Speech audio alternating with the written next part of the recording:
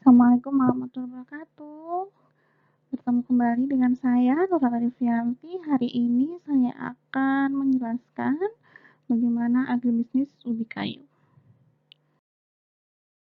Kayu atau bisa kita bilang singkong merupakan komoditas hasil pertanian Indonesia yang mana ini bisa dibilang komoditas yang multiguna atau useful crop, di mana sangat banyak sekali kegunaannya yang bisa kita manfaatkan. Nah, ubi kayu atau singkong ini bisa menjadi sumber pangan, kemudian produk olahan pangan, jadi ada industri pangan, sampai ke bahan pengobatan itu bisa dihasilkan dari ubi kayu atau singkong. Nah, dari komoditas ubi kayu atau singkong itu sendiri, dari umbinya saja ini juga bisa selain dijadikan pangan, ini juga bisa dijadikan arang. Jadi, bisa digunakan sebagai sumber energi tanpa asap. Kemudian ada juga, ada beberapa gen yang di dalam ubi kayu tersebut ini bisa digunakan sebagai terapi. Jadi ada salah satu pada singkong atau ubi kayu ini bisa dijadikan bahan pengobatan. Nah, karena banyak sekali kegunaan dan juga manfaatnya, komoditas ini akhirnya mempunyai potensi yang sangat besar untuk bisa dikembangkan oleh Indonesia, di mana salah satu kelebihannya untuk misalkan di dalam produksi, di mana untuk biaya produksi dan juga untuk pengolahan pun ini lebih mudah untuk perawatan tanamannya dan juga lebih mudah dalam budidaya, di mana untuk lahan ini tidak perlu memerlukan lahan yang spesifik. Jadi di ladang ataupun di kebun ataupun di pengarahan rumah ini sudah bisa tumbuh. Kemudian untuk perbanyakannya pun ini bisa digunakan metode stek. Jadi dari batangnya ini ditanam kembali, itu juga bisa tumbuh seperti itu. Nah, karena komoditas ubi kayu ini bisa dikembangkan yang lebih tinggi lagi, sehingga pemerintah Indonesia ini memasukkan komoditas ubi kayu menjadi komoditas strategis nasional, di mana Indonesia sendiri ini menempati peringkat ketiga atau keempat untuk produsen dari ubi kayu atau singkong. Nah, ada program yang dicanangkan oleh Kementerian Pertanian, di mana ada program pengembangan pangan lokal, di mana ubi kayu atau singkong ini termasuk panganan lokal, yang mana makanan pengganti dari nasi. Jadi ada namanya, kita sering bilang dulu diversifikasi pangan, di mana untuk bisa mengganti nasi dengan pangan yang lain. Nah, kayak gitu. Jadi di sini ada program pengembangan pangan lokal. Jadi pangan lokal itu bukan hanya ubi kayu saja, tapi juga ada umbi-umbian lain seperti ubi jalar, kemudian talas, kemudian porang dan juga lainnya. Nah, sekarang kalau kita lihat produksi ubi kayu di Indonesia, di mana bisa kalian lihat di gambar, di mana di situ ada perkembangan produktivitas ubi kayu di Indonesia. Kalau di gambar ini dari tahun 1980 sampai 2016, di mana di sini ada garis biru, merah, dan juga hijau. Untuk yang biru ini di Jawa, kemudian merah ini di luar Jawa, dan kalau hijau ini keseluruhan yaitu Indonesia, di mana memang setiap tahunnya ini meningkat untuk produktivitas dari ubi kayu. Nah, kalau dari tahun 2019 sendiri, di mana luas panen ubi kayu di Indonesia ini seluas 0,63 juta hektar, di mana menghasilkan 16,35 juta ton. Sepertinya ini menurun dari tahun sebelumnya, seperti itu. Jadi menurunnya produksi ini juga bisa disebabkan oleh alih fungsi lahan, kemudian dari beralihnya profesi petani, yang mana juga komoditasnya itu juga beralih. Nah, ini juga bisa menyebabkan adanya penurunan hasil produksi. Kemudian pemerintah itu juga tidak tinggal diam, ada beberapa program yang mana food estate itu juga sudah dikembangkan. Nah, kita akan bahas selanjutnya.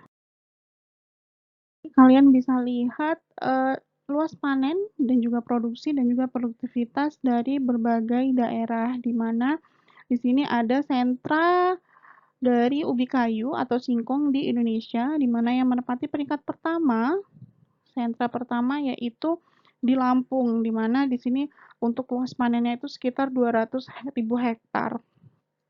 Nah, kemudian yang kedua, untuk peringkat dari produsen ubi kayu, yaitu Jawa Tengah, kemudian Jawa Timur, hingga ke Sulawesi Tenggara. Nah, pada tahun 2018, di mana Kementerian Pertanian ini menerbitkan keputusan untuk adanya lokasi kawasan pertanian nasional, di mana menetapkan kawasan pengembangan ubi kayu nasional di 7 provinsi. Nah, di sini bisa kalian lihat apakah daerah kalian termasuk.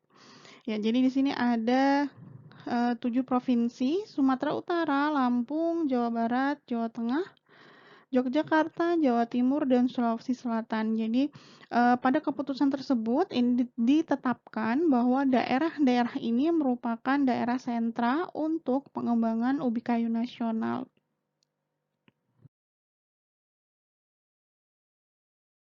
Ada aktivitas ubi kayu, di mana ada beberapa permasalahan yang masih dihadapi oleh komunitas ini, di mana di sini saya hanya menyebutkan beberapa. Yang pertama yaitu bibit unggul bersertifikat, kemudian umur panen, kemudian ada teknologi peningkatan hasil budidaya dan pasca panen, kemudian belum optimalnya sentra dan kemitraan usaha, kemudian faktor pemasaran dan harga, dan penyediaan bibit yang mana dibutuhkan dalam jumlah yang banyak dan juga waktu yang singkat. Nah, dimulai dari bibit unggul yang bersertifikat, di mana bibit yang ditanam petani ini tidak ada pengawasan dari lembaga tertentu, di mana biasanya batang stek yang digunakan oleh petani ini ya berasal dari tanaman yang sebelumnya, yang mana ini dibersihkan, kemudian dipotong-potong kembali, kemudian ditanam lagi. Nah, ini akhirnya juga mengakibatkan bibit tersebut tidak ada jaminan bahwa hasilnya nanti itu akan berkualitas, seperti itu. Jadi bibit yang digunakan ini tidak ada sertifikatnya, sehingga ini juga akan mempunyai risiko yang mana ya bisa saja nanti hasilnya ini bisa pahit, kemudian ini juga tidak bisa dijual, seperti itu. Kualitasnya akhirnya jelek, karena ya kita tahu kebanyakan yang digunakan petani yaitu batang dari sebelumnya. Kemudian ada namanya teknologi peningkatan hasil, kemudian ada penanganan pasca panen. Nah, untuk penanganan pasca panen, di mana di sini merupakan kegiatan yang sangat penting. Kemudian di sini juga bisa dikaitkan dengan daya simpan dari ubi kayu yang pendek ya. Jadi kalau misalkan singkong ini sudah dikelupas kulitnya, kemudian ini dibiarkan, itu lama-lama pasti akan busuk. Jadi biasanya umur simpan dari ubi kayu ini biasanya berapa hari, mungkin sekitar 2-3 hari ini sudah mencoklat warnanya. Nah, kalau untuk disalurkan lagi, didistribusikan lagi ke industri pangan, yang mana ini dalam jumlah yang besar, dalam jumlah yang banyak, ini pasti ada persyaratan yang digunakan oleh industri tersebut, di mana singkongnya ini tidak mempunyai bau, kemudian bebas dari hama, kemudian memiliki keseragaman bentuk, baik itu dari warna dan juga dagingnya, dan juga masih dalam kondisi yang basah, yang mana ini juga menjadi tantangan untuk petani untuk bisa memaintain dari karakter atau hasil ataupun juga kualitas dari ubi kayu itu sendiri. Nah, permasalahan dari penyimpanan ubi kayu, di mana biasanya petani kalau secara tradisional pun ini biasanya ditanam lagi, kemudian nanti kalau misalkan sudah ingin digunakan atau ingin dijual, ini diambil kembali. Nah, itu kegiatan atau aktivitas tersebut itu malah membuat ubi kayunya ini akan semakin lama semakin berserat, dan juga akhirnya patinya pun kandungan patinya itu akan menurun. Nah, ada metode penyimpanan yang lainnya, biasanya ini menggunakan serbuk kayu ataupun pasir ataupun jerami, yang mana itu bisa menciptakan kondisi dari lingkungan ubi kayu tersebut itu optimal. Kemudian ada juga permasalahan dari penyediaan bibit yang dalam jumlah banyak dan juga waktu yang singkat. Ini juga juga berkaitan dengan bibit unggul yang bersertifikat tadi, di mana untuk penanaman ubi kayu pada skala luas ini biasanya membutuhkan bibit yang sangat banyak, di mana biasanya tiap 1 hektar penanaman ubi kayu ini biasanya memerlukan 10.000 sampai 15.000 stek. Nah, ini juga menjadi permasalahan petani untuk bisa mendapatkan batang steknya seperti itu.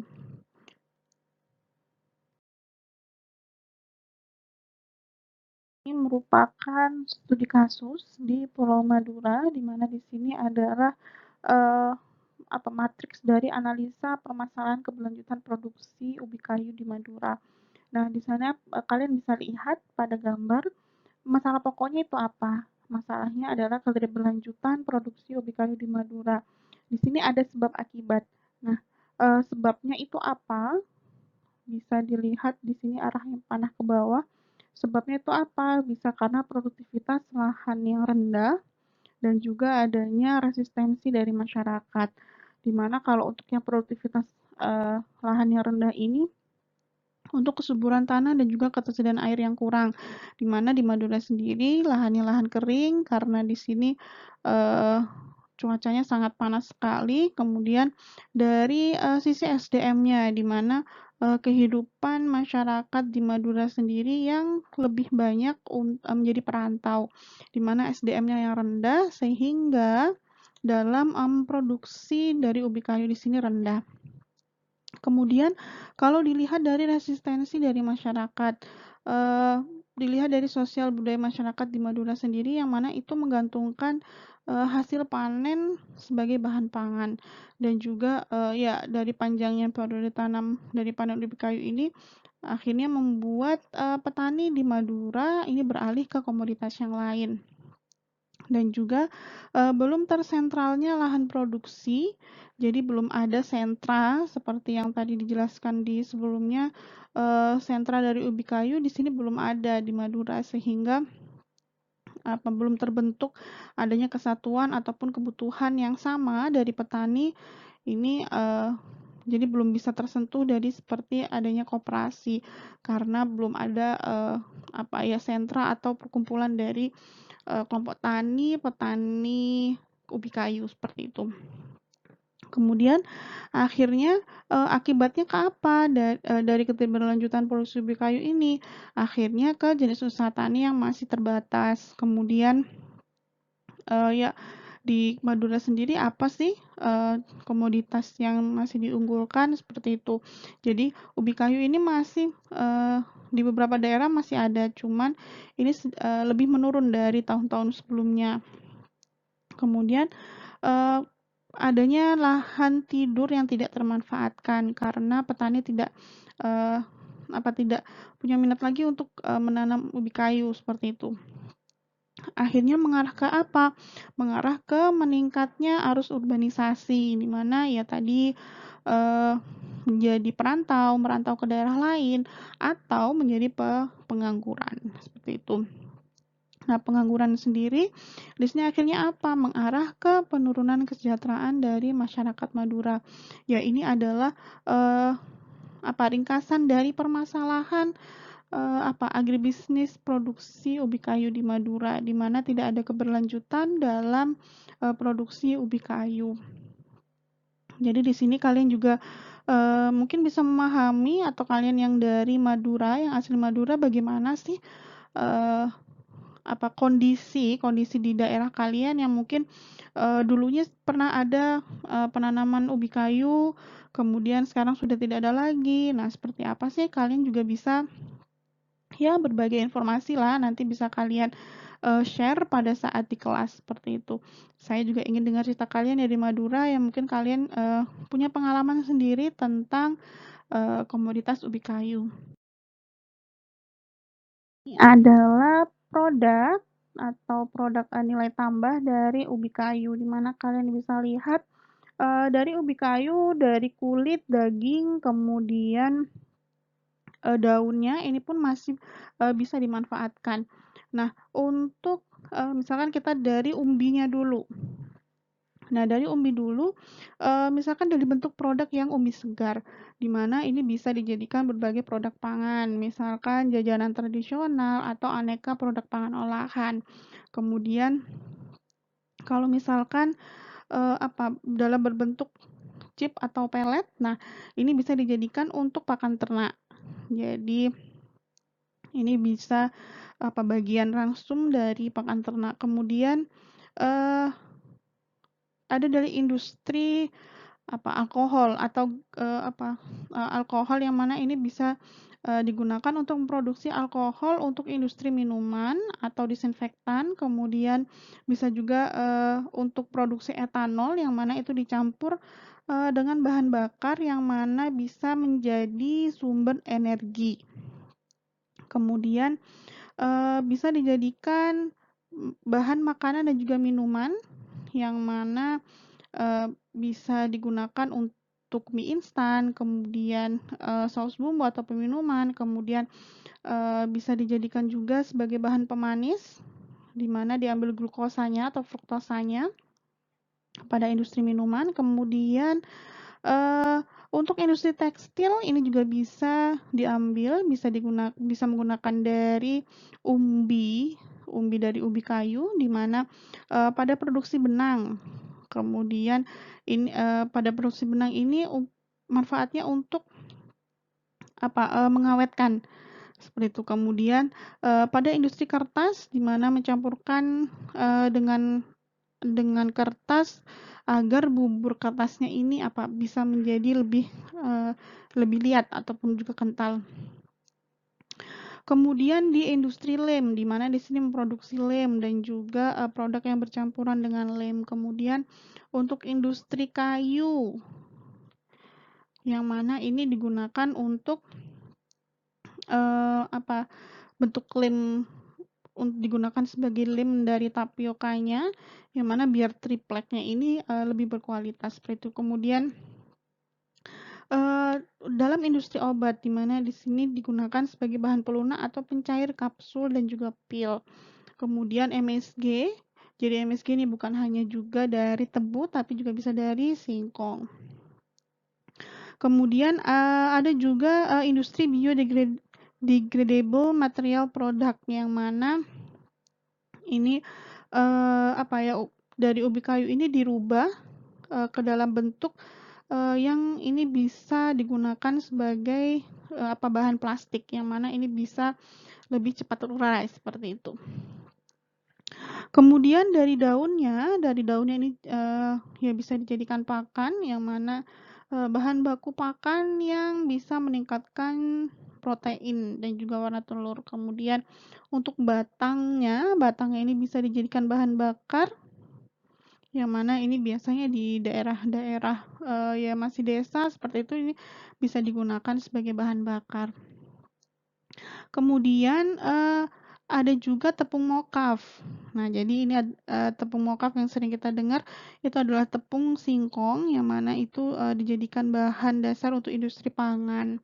Kemudian makanan ringan ya seperti keripik singkong, yang mana bisa kalian temukan jajanan di supermarket ataupun swalayan seperti itu. Selanjutnya yaitu rantai pasok dari agribisnis ubi kayu. Nah, di sini saya contohkan studi kasusnya itu ada di Bogor, di mana Pada rantai pasok ubi kayu di Bogor ini terbagi dua, yaitu ada sasaran pasar dan juga sasaran pengembangan. Nah, pada sasaran pasar, pada studi kasus ini, yaitu di Kota Bogor, di mana sasaran pasar utamanya yaitu pelaku pengolah tepung tapioka, yang mana ubi kayu di sini dari petani itu dijual ke penggiling, kemudian dijual ke industri tapioka, yang mana selanjutnya itu akan diproses menjadi tepung tapioka siap pakai dan dijual ke konsumen langsung. Kemudian ada sasaran pengembangan, di mana sasaran pengembangan ini ada namanya koordinasi, kemudian kolaborasi dan juga penggunaan teknologi, di mana untuk meningkatkan kinerja dari rantai pasoknya. Nah, pada studi kasus di Bogor ini, di mana untuk peningkatan kualitas dan juga kuantitas, di mana di Bogor ini membuka lahan sawah dan juga adanya penambahan varietas ubi kayu, di mana di sini karena ada potensi meningkatnya jumlah permintaan ubi kayu dan juga menginginkan peningkatan kualitas dari tepung tapioka di Kota Bogor. Nah, di sini di gambar bisa kalian lihat juga di mana dari petani ke pengolah, kemudian pengolah kemudian sampai ke konsumen, atau untuk rantai pasok yang kedua dari petani ke pengepul kemudian ke konsumen. Rantai pasok ubi kayu, di mana yang pertama itu adalah petani, di mana petani ubi kayu ini merupakan rantai pertama dari rantai pasok, kemudian yang mana ini menentukan sekali faktor kuantitasnya, kemudian kualitasnya, dan juga kontinuitasnya ini dipegang oleh petani. Jadi peran penting dari petani ini sangat sangat besar sekali. Kemudian dari produksi atau budidaya ubi kayu sendiri, yang mana memang sangat lama, dari 10 sampai 12 bulan, yang mana aktivitas baik itu dari pembibitan sampai pemanenan ini adalah dipegang oleh petani. Kemudian dari hasil panen, kemudian dari petani baru diarahkan ke pengolah atau penggilingan, yang mana ini bisa dijadikan bisa menjadi produk atau barang lain seperti itu, seperti tepung tapioka. Kemudian rantai pasok yang kedua atau yang selanjutnya yaitu pedagang, yang mana pedagang ini bisa pedagang pengumpul desa ataupun suatu daerah seperti itu. Pedagang pengumpul desa ini biasanya mengambil langsung dari petani, atau bisa saja petani yang datang ke pedagang atau pedagangnya sendiri yang datang ke petani, yang mana hasil ubi kayunya itu ini dijualkan ke rantai pasok selanjutnya seperti pengolahan atau penggilingan seperti itu. Pedagang pengepul ini biasanya kalau untuk yang studi kasus di Bogor ini biasanya hanya beraktivitas pada musim hujan ketika pasokan ubi kayu ini berlebih, yang mana ini disebabkan oleh proses pengeringan yang dijadikan bahan dasar dari tapioka pada pengelola penggilingan pada musim hujan semakin lama dibandingkan musim panas seperti itu. Jadi ada waktu-waktu tertentu untuk pedagang pengumpul desa ini membeli ubi kayu dari petani. Kemudian rantai selanjutnya ada pengolahan atau penggilingan, di mana ini perannya ya pasti mengolah dari ubi kayu menjadi tapioka kasar atau produk olahan lainnya. Kalau untuk yang studi kasus di sini ini menjadi tapioka kasar. Nah, selanjutnya di sini ada pengolah pabrik tapioka, di mana dari penggilingan ini diarahkan kembali ke pengolahan yaitu di pabrik tapioka.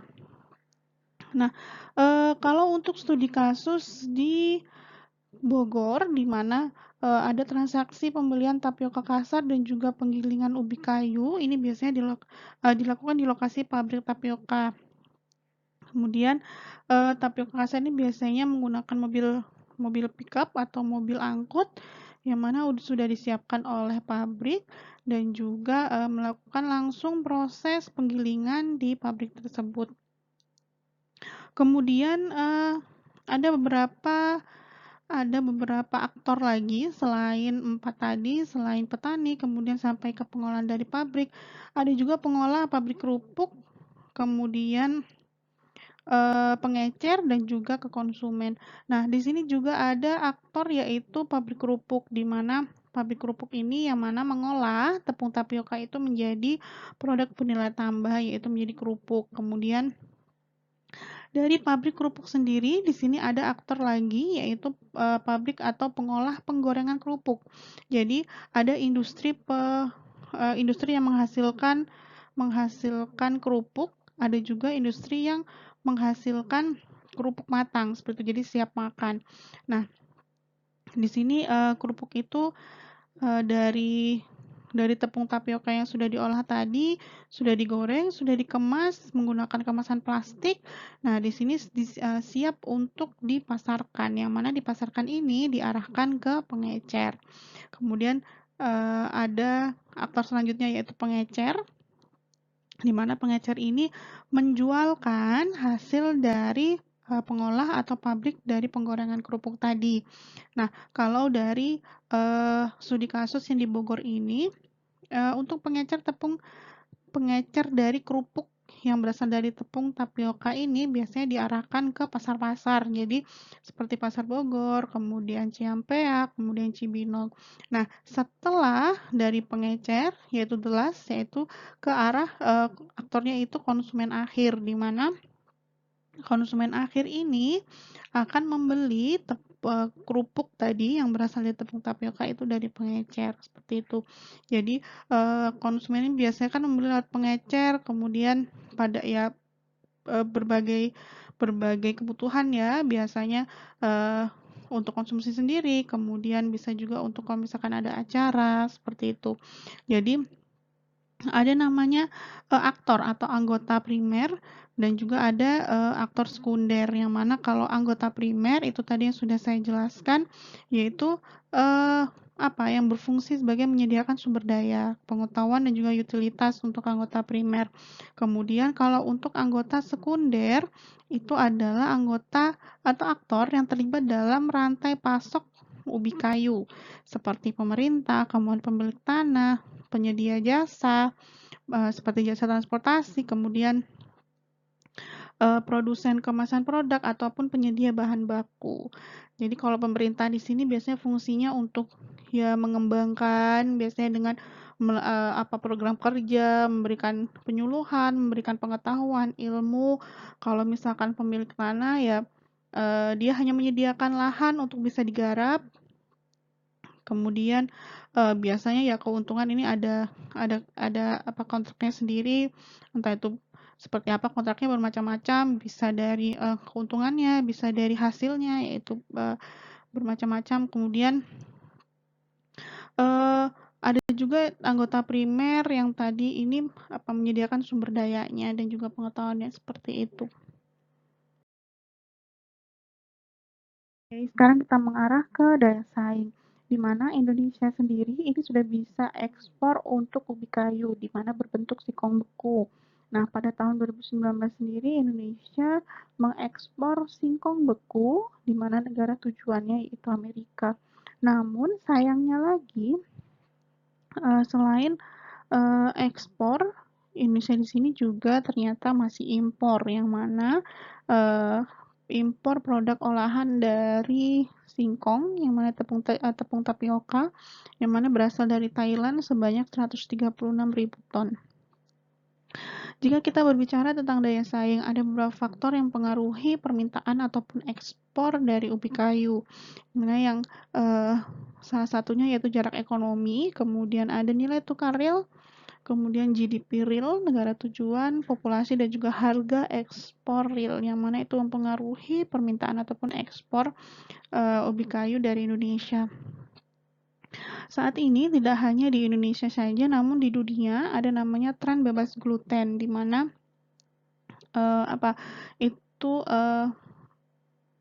tepung yang bebas gluten yang digunakan untuk pembuatan bakery atau roti. Nah, Indonesia sendiri ini berpotensi untuk mengekspor produk yang bebas gluten yang mana terbuat dari tepung singkong atau mocaf.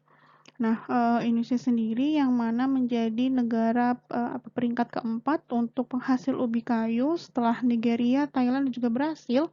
Ini mempunyai potensi yang sangat besar untuk bisa mengekspor. Namun ada beberapa faktor yang mempengaruhi. Kalau misalkan kita lihat dari jarak ekonomi. Jarak ekonomi di sini akan berpengaruh negatif terhadap permintaan ekspor komoditi ubi kayu di Indonesia. Peningkatan jarak ekonomi ini biasanya akan mengindikasikan tingginya biaya transportasi. Untuk apa biaya transportasi itu? Ya untuk pengangkutan barang yang mana akan berdampak sangat signifikan sekali pada ekspor ubi kayu. Kemudian dari faktor selanjutnya faktor nilai tukar real, di mana ini ya biasanya untuk alat pembayaran ekspor impor ini bisa menggunakan dolar, US dollar sebagai pembayaran transaksi internasional. Nah, nilai tukar real negara tujuan ini berpengaruh negatif dan juga signifikan, yang mana ini berarti bahwa nilai tukar real negara tujuan ini berpengaruh negatif terhadap ekspor ubi kayu Indonesia. Jika nilai tukar realnya itu negatif, maka ini akan berakibat pada penurunan ekspor Indonesia.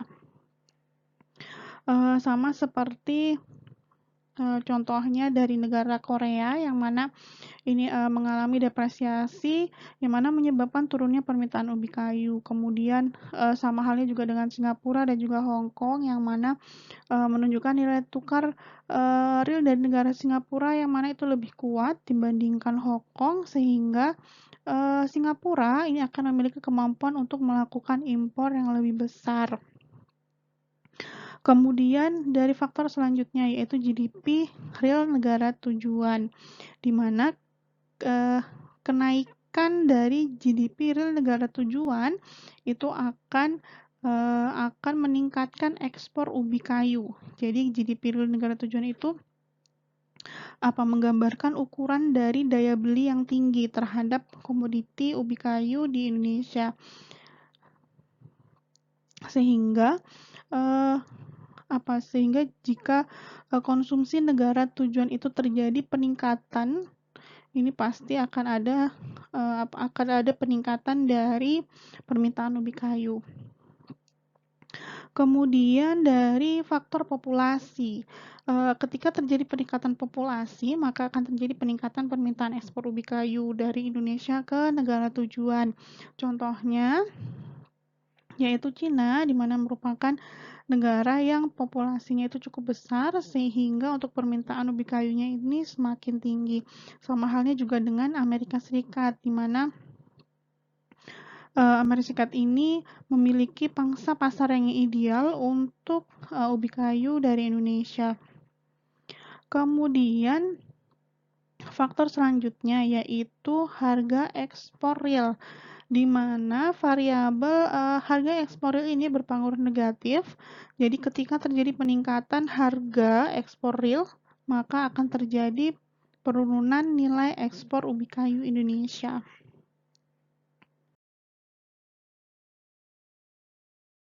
Ini ada beberapa pembagian peran stakeholder dalam pengembangan ubi kayu, di mana stakeholder ini dibagi 6 stakeholder, ada pertanian, sosial budaya, hukum, ekonomi, keagamaan, dan juga teknik.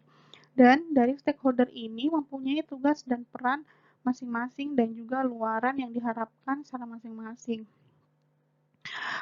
Pembagian peran stakeholder ubi kayu ini ditujukan untuk apa? Untuk pengembangan ubi kayu agar bisa meningkatkan potensinya dan juga bisa memenuhi kebutuhan dalam negeri sendiri dan juga ekspor.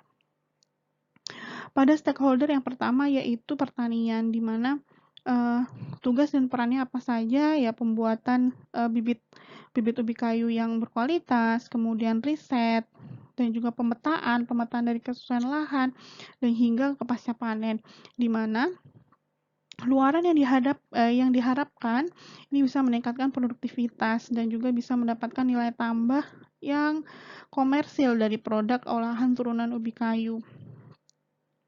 Kemudian ada stakeholder yang dari sosial budaya. Tugasnya apa? Memberikan sosialisasi tentang makanan lokal yang mana ini bisa dikonsumsi selain beras. Kemudian memberikan pelatihan secara efektif untuk bisa ya mensosialisasikan apa itu peranan atau manfaat dari ubi kayu. Luaran yang diharapkan itu apa? Ya komunikasi ini bisa lebih efektif, kemudian kesadaran masyarakat dalam bertani ubi kayu seperti itu. Kemudian kalau misalkan dari hukum bisa mensosialisasikan dan juga bisa riset untuk keamanan produksi, di mana petani di sini akan bisa lebih aman dalam berproduksi ubi kayu. Kalau misalkan dalam stakeholder ekonomi, di sini tugasnya bisa memberikan pelatihan tentang tata niaga, kemudian manajemen dari ya usaha tani ubi kayunya seperti itu, sehingga pembukuannya ini akan bisa tertata dan juga lebih baik. Nah, kemudian kalau untuk dari sisi keagamaan, ini biasanya lebih ke motivasi, yang mana bisa mengajak atau meningkatkan kesadaran masyarakat. Kalau misalkan dari teknik, nah kalau teknik ini biasanya ke peralatan ya, peralatan pendukung seperti alat mesin ataupun software yang bisa digunakan untuk pengembangan keberlanjutan dari produksi ubi kayu, yang mana ini bisa menciptakan alat mesin yang bisa membantu pengolahan ataupun pasca panennya, ataupun bisa meningkatkan nilai jual produk olahan dari ubi kayu. Jadi harapannya adalah dari setiap stakeholder ini bisa bisa mengerjakan atau bisa melakukan sesuai tugas dan perannya, dan juga saling bekerja sama dalam tugas dan perannya untuk bisa melanjutkan dari usaha tani ubi kayu yang lebih bagus lagi seperti itu. Ya, pemerintah sebenarnya juga tidak tinggal diam terhadap pengembangan dari ubi kayu, di mana pemerintah sudah melakukan berbagai cara untuk pengembangan ubi kayu. Salah satunya adalah yang terakhir, ini adalah program food estate, di mana program cadangan pangan strategis nasional untuk ubi kayu sendiri ini difokuskan di Kalimantan Tengah, di Kabupaten Gunung Mas, di mana memanfaatkan sekitar 30.000 hektar di sana yang khusus untuk ubi kayu. Kemudian ada bantuan untuk sarana produksi di daerah Kabupaten Bangka itu sebesar 1.400 hektar. Kemudian ada juga bantuan budidaya ubi kayu di berbagai daerah dari Aceh hingga Sulawesi, kemudian ada juga daerah Jawa yaitu Banten, kemudian ada daerah Nusa Tenggara baik itu barat ataupun timur. Kemudian Kementan juga ini juga mendorong petani dengan adanya bantuan modal, yang mana ini melalui KUR untuk pengembangan ubi kayu, di mana di sini tercatat sampai 2020 pada bulan Mei ini untuk realisasi KUR ini sebanyak 321 miliar. Nah, kalau dilihat dari bantuan modal, yang mana itu memang sangat dibutuhkan oleh petani. Namun juga ada beberapa faktor yang mengaruhi petani ubi kayu itu dalam mengajukan KUR atau kredit usaha rakyat, yang mana usia dan juga pendapatan petani. Nah, pendapatan petani ubi kayu yang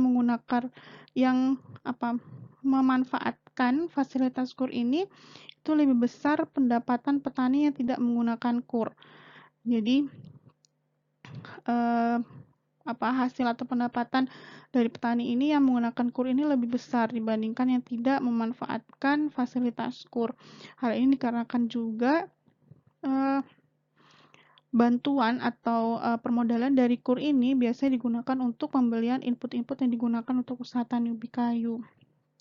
Kemudian ada juga studi kasus di Lampung yang mana pembiayaan pembiayaan yang diterima oleh petani ini memiliki pengaruh yang signifikan dan juga positif terhadap nilai omset dari petani tersebut, sehingga ini sangat membantu sekali pada kesejahteraan petani. Ya, sampai di sini dulu penjelasan saya tentang agribisnis komoditas ubi kayu atau singkong. Kalian juga bisa menambahkan dari review artikel yang sudah kalian baca. Semoga bermanfaat. Terima kasih. Wassalamualaikum warahmatullahi wabarakatuh. Sehat selalu.